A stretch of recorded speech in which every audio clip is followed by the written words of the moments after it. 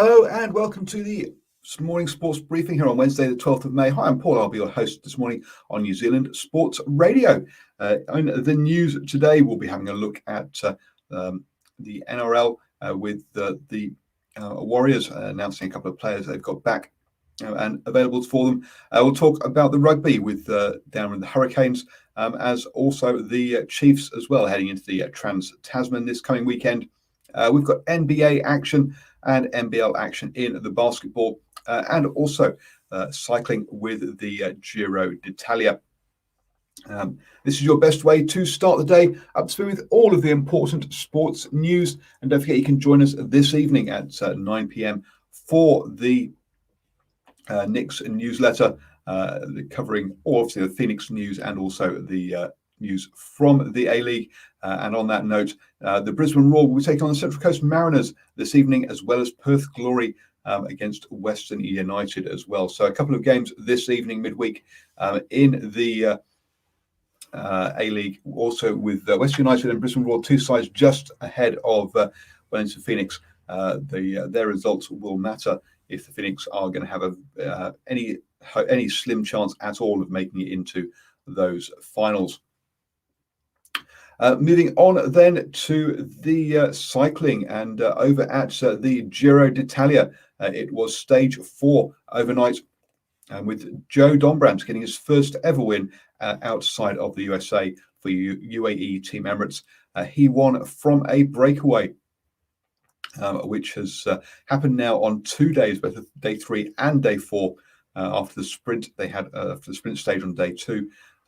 So big surprise the way that the race is going down.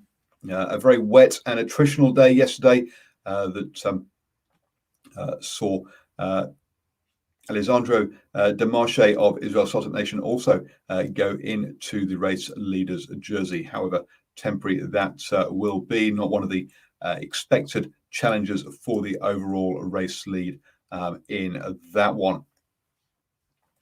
Moving on then to the basketball, and over in the States, we had 6 games yesterday, including the Pacers beating the Cavaliers 111 to 102, and the Bucks being downed by the Spurs in a high-scoring affair, 146 to 125. In that one, it was a day for high-scoring games, with the Trailblazers beating the Rockets 140 to 129 as well. Steven Adams' Pelicans were in action against the Grizzlies in that one, with Steven Adams still missing through injury.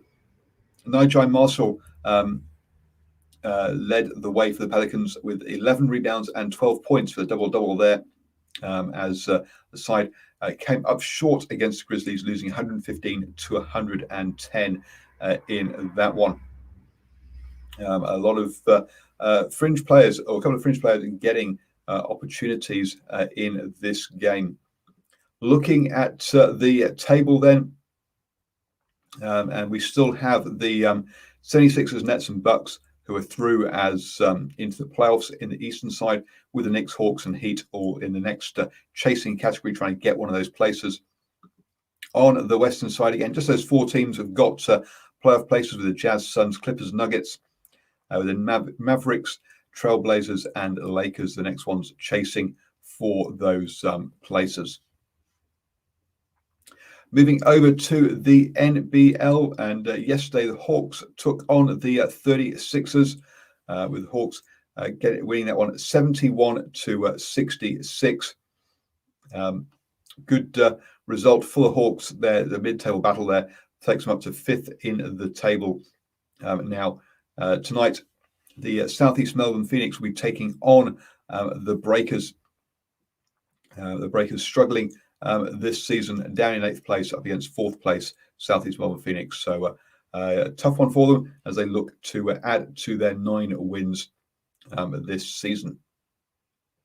Oh, we forgot to mention over in the basketball that Russell Westbrook set a new NBA record with his 182nd triple-double. That means that he gets double figures, so 10 or more rebounds, assists or points generally. This is his 13th season, and he surpassed the mark set by Oscar Robertson back in 1974 with that one. So congratulations to Russell Westbrook with that new record. Moving on then to the NRL, and join us for the standoff show this evening at 8 p.m.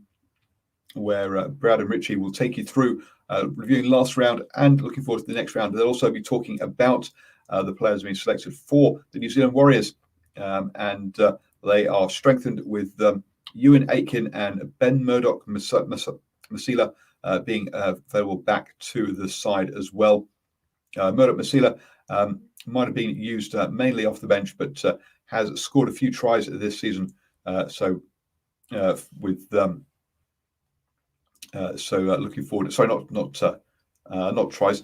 He's been making line breaks and getting the Warriors up the field as well. So a good player to have back in the team for their clash this coming weekend. I say join the boys on the Standoff Show at 8 p.m. this evening. They know a lot more about NRL than I do. Let's moving on then to the Rugby Union, an area that I know more about, and TJ Perenara might have signed for the Hurricanes and Wellington, but now that his season up in Japan has finished, but he won't be able to join them unless there is an injury. They're not allowed to add extra players to the squad yet. He still is in Japan, so he needs to fly back to New Zealand and also quarantine for 2 weeks before he'd be available anyway, with only 5 rounds of the Super Rugby Trans-Tasman to come. There are minimal games that he'll be available for, even if there is an injury for the Hurricanes. They've lost Laumapi at the end of the season. He'll be moving up to Stade Francais. It's been confirmed now for what sounds to be around about $1 million a year. So congratulations on Laumapi on that contract, up to 3 times more than what he was offered to stay here in New Zealand. So you can understand why he is off up to Stade Francais. The Chiefs have a bit of a locking crisis as they head over to take on the Western Force this weekend. Arcoy and Brown are both out with injuries, and that means that the Chiefs only have 2 fit locks taking themselves to head over there with Tupu Va'ai and Josh Lord will be the 2 fit locks there, which means it looks like on the bench Zane Capelli's will be looking at being that loose forward with perhaps also a locking cover from there, who had a fantastic game against the Blues in the final round, where there were lots of changes and debutants made for the Chiefs final regular season round there, and so he looks like he's going to get another opportunity over in Perth against the Western Force. You have now started the day. Best way to speak with all the important sports news. As I say, don't forget to join us at 8 p.m. this evening for the Standoff Show, and then at 9 p.m. for the next newsletter. I'll be back tomorrow morning at 7 a.m. with the morning sports briefing.